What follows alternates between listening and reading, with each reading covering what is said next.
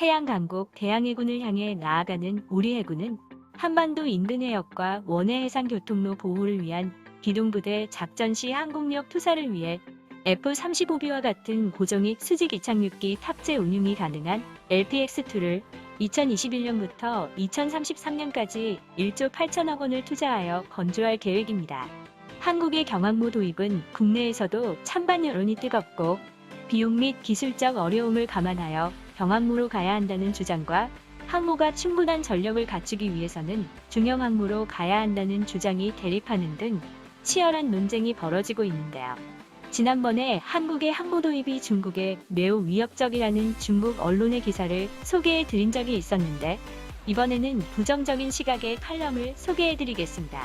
칼럼은 2020년 9월 30일 발행된 유니버셜 매거진 20호에 실린 칼럼이며 칼럼의 저자는 중국 국방과학기술대학교 국제관계대학 교수이자 세계군사연구센터 부소장을 역임하고 있는 군사 전문가입니다.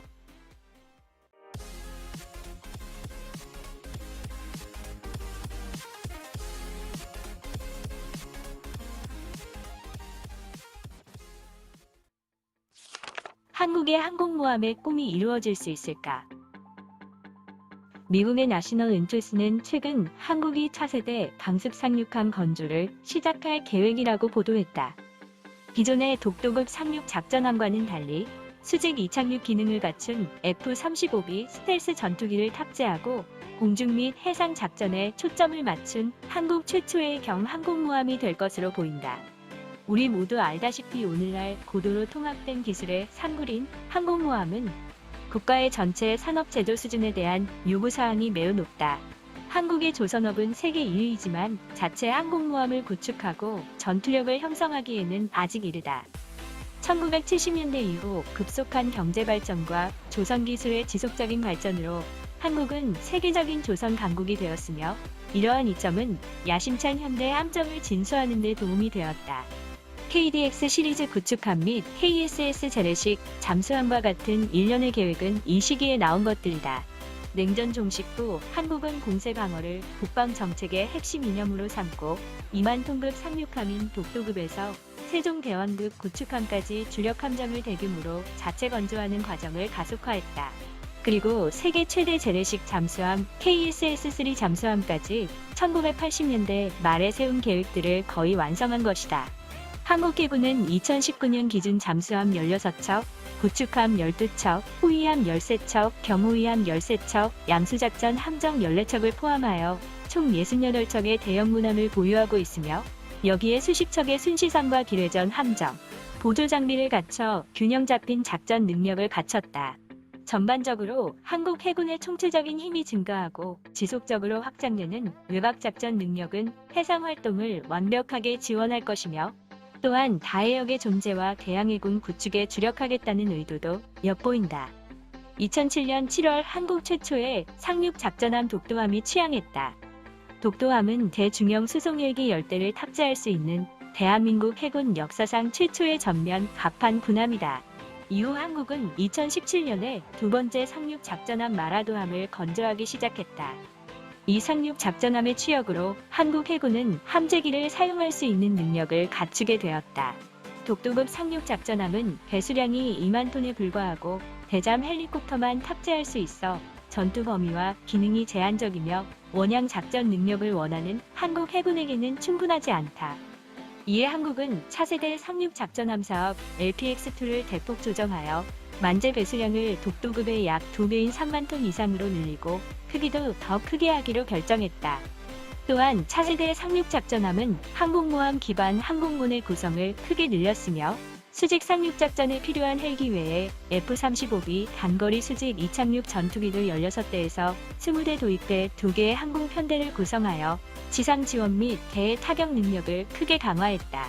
F-35B가 배치되면 전반적인 성능은 현재 다른 국가에서 사용 중인 기존의 경항공모함을 훨씬 능가할 것이며 한국 해군의 임무 범위를 크게 확장하고 다양한 해상작전 수행 능력을 원양해서 향상시킬 수 있다.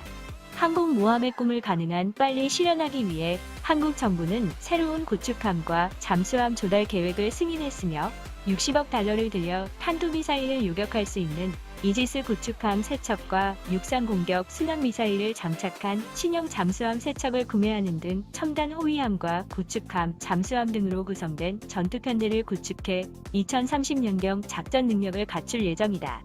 일부 분석가들은 계획이 예정대로 실행되면 남한 해군의 전반적인 능력이 크게 향상되어 장기적인 전투력 요구를 충족시키고 한국이 동북아의 해상력 균형을 유지하기 위한 주요 기둥이 될 수 있으며 향후 한국의 외교에서 군사적 카드로 사용될 수 있을 것이라 분석했다. 항공모함은 한국에 쓸모가 없다. 한국의 항공모함의 꿈은 강하고 집요하지만 경제력, 산업기반, 자연환경 등 다양한 제약 때문에 항공모함의 꿈이 성공적으로 실현될 수 있을지는 아직 미지수다. 우선 항모건조는 국가 전체의 전반적인 능력에 대한 매우 높은 요구사항을 가지고 있으며 국가의 산업 제조 수준을 시험한다. 현재 한국의 민간 조선 기술은 세계를 선도하고 있지만 민간 선박과 군함의 건조 기준은 동일하지 않으며 한국은 이전에 이렇게 거대한 군함을 건조한 경험이 없다. 둘째, 자금 제약도 한국의 항공모함 건조를 제한하는 중요한 요소다. 항공모함은 거대한 황금을 삼키는 짐승이다.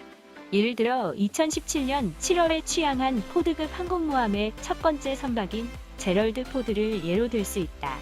제럴드 포드의 건조 비용은 130억 달러에 달하며 이 액수에는 항공모함에 탑재해야 하는 무기체계에 대한 지출은 포함되지 않는다. 또한 항공모함이 전투 효율을 형성하기 위해서는 시스템이 뒷받침되어야 하며 다양한 호위함이 필수 불가결하다. 민감한 지역에 위치한 한국은 당연히 육해공의 균형적인 발전을 종합적으로 고려해야 한다. 따라서 항공모함 편대를 구축하는 것은 한국의 경제 수용 능력에 새로운 도전을 제기한다. 마지막으로 항공모함은 한국의 현재 전략적 필요에 필수 불가결한 것이 아니다. 우리 모두 알다시피 전 세계에서 원양해군이 발전한 주된 이유는 그들의 해외에서 얻는 이익이 충분히 크다는 데 있다. 한국은 분명히 광범위한 해외 이익을 보호할 필요가 없다. 더욱이 한반도에 제한된 지리적 환경에서 항공모함은 쓸모가 없고 한국이 항공모함 건설을 성급하게 착수하는 것은 한반도의 상황을 불안정하게 만들 뿐이다. 요약하자면 한국은 항모건조 경험이 없으며 항모전단 운용에는 많은 비용이 필요하고 그에 비해 효용성이 떨어지므로 한국의 항공모함은 필요 없다고 주장을 하고 있습니다. 이는 당연히 국내에서도 제기되는 문제이기도 한데요. 하나하나 따져보도록 하겠습니다. 첫째, 산업 역량이 충분한가? 항공모함같이 거대한 군함을 만들어 본 경험이 없다. 먼저 한국의 조선기술 수준으로는 선체를 만드는 것은 어렵지 않습니다. 경항모가 아니라 더 큰 규모의 선체도 건조 가능할 것입니다. 문제는 갑판 등 핵심 기술인데요. 여기에는 두꺼운 강철판을 녹일 수 있는 섭씨 1000도가 넘는 수직 이착륙기 배기열로부터 비행갑판을 보호하는 코팅제 등이 해당됩니다. 본래 F-35B를 구매하는 조건으로 미국으로부터 갑판 기술을 이전받는 방안을 추진한 바 있으나 미국 등 선진국이 기술 이전을 기피하는 기술이다 보니 장기적인 관점에서 국내 기술로 개발하기로 결정됐습니다. 중국은 2012년에 이르러서야 중국 역사상 첫 항공모함인 랴오닝함을 취역시켰으며 자체 기술로 건조한 항공모함인 산둥함은 2019년 말에 취역했습니다. 중국 또한 그 전까지 많은 시행착오를 거쳤는데요.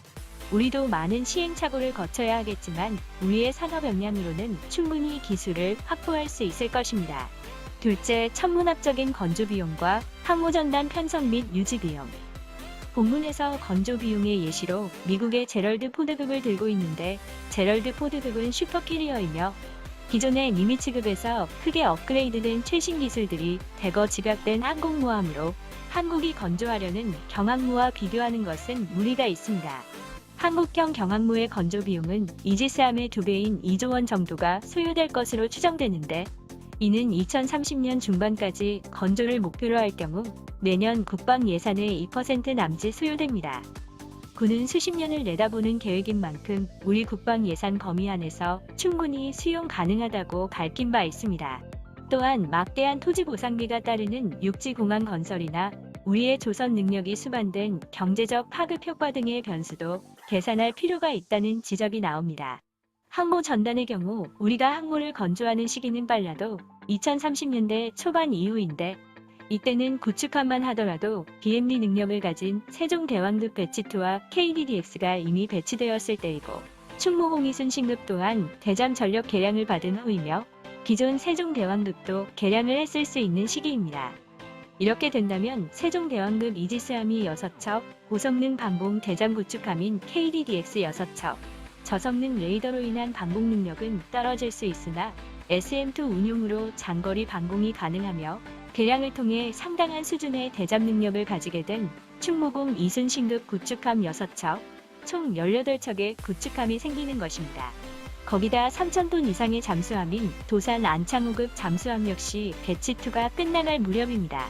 또한 제1-2-3함대 등 모든 연안 해역함대도 인천급 호위함, 대구급 호위함, FFX 배치3와 광개 토대왕급 구축함을 대체하는 연안함대 기함인 FFX 배치4 등 26척의 호위함이 건조되어 기동함대의 보호 없이도 자체 전력이 상당히 향상되었을 시기이기도 하죠.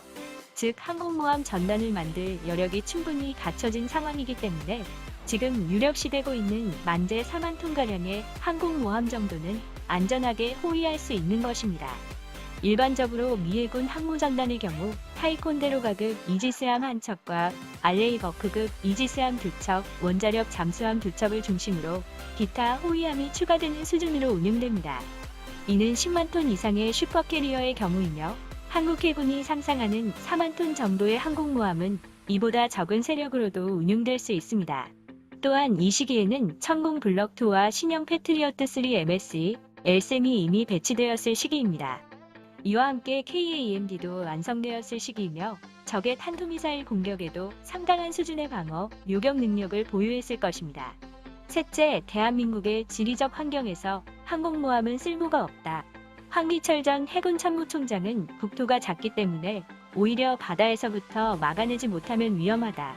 이는 임진왜란 때 이순신 수군의 역할을 보면 자명하다. 항모는 고정된 지상 표적보다 오히려 생존성이 높기 때문에 안보의 마지막 보루 역할도 하는 국가 전략 자산이라며 프랑스의 경우 합참에서 항모를 운용하듯 육해공을 떠나 전문 차원에서 필요하다고 강조한 바 있습니다.